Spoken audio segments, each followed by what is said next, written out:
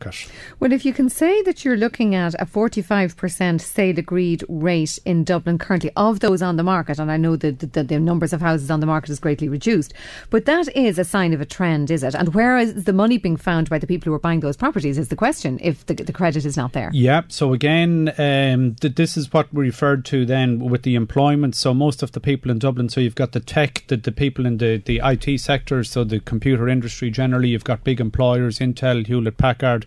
The export industry is doing well, and again, that's Dublin-based. You've got the International Financial Services Centre, you have civil service, and then you have the big employers up there. So most of those people are naturally going to be working in Dublin. They're going to be living in Dublin, and that's where they're going to choose to live because they want to be relatively close to where they are working and where they're living. So that's why they're going to choose to buy there. The other issue as well that we notice is that there's a change in trends then towards the rental market, and that traditionally was out of necessity because people couldn't afford to buy, so they were going to have to live somewhere. So again, people couldn't afford to buy, so they decided they would rent. And renting is now becoming a more acceptable form of tenure. So people are quite satisfied that if they're going to rent, they will rent for a couple of years before they think they'll be able to buy. And that then feeds into the credit and the confidence. So they don't have the confidence that the market will improve. So they'll decide to rent for a while, and they don't believe they'll be able to obtain the mortgage. So they're satisfied. And just comparing Dublin with the regions again, anecdotally, you would hear that the rental market in Dublin is improving. That it's apartments going up online are being snapped up much quicker than they used to be. Is that true? Absolutely. And it's the same then for ourselves then in the rural areas outside of that, in Louth and Meath. There's a significant improvement in the rental market, and I think the quality of stock that's available to rent then, generally speaking, is improving. We've a lot of accidental landlords, so people that would have bought houses in the outlying areas during the boom, they've now moved back into Dublin, moved around. They can't sell those properties, so they're going to rent them. So these are traditional family homes that people would have bought for their own occupation, and they're now renting out those properties, and they will be rented for quite a number of years. I like that term, accidental landlords, because sometimes we have a kind of a famine mentality attitude to the word landlord, and we assume a landlord is somebody who's out to get us and who is this filthy capitalist, etc., etc.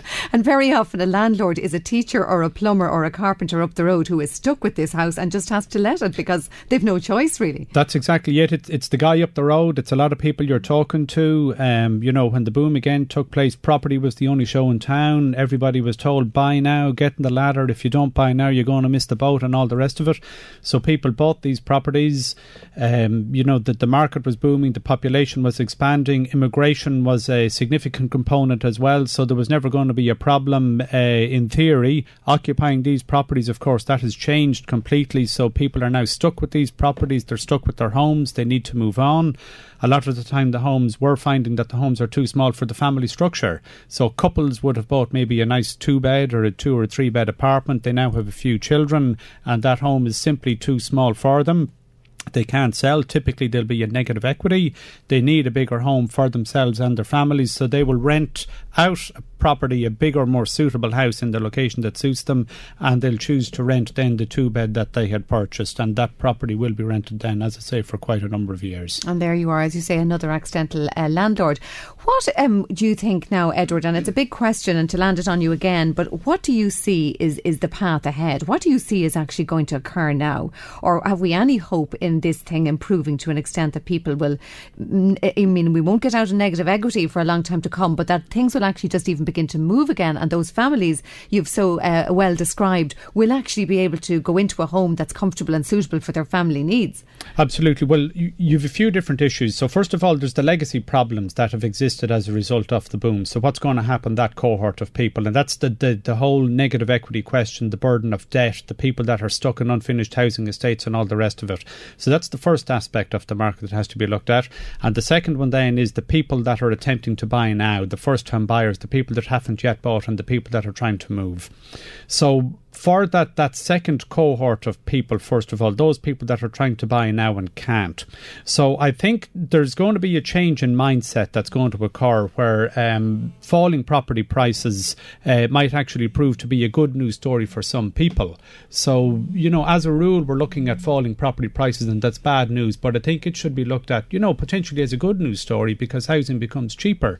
And I think that's good for inward investment, because when multinationals are looking to locate here, they're looking at the component cost of their expenditure, and housing is one of those issues that needs to be looked at. And obviously, if they can offer a great housing stock, as you say, high quality, good areas, good solid family homes, available to rent at a reasonable price, that's a big attraction. Yes, so that's an improvement. That's an attraction for them. So that's the first thing. So I think there's a slight change in mindset, or a shift in mindset required there.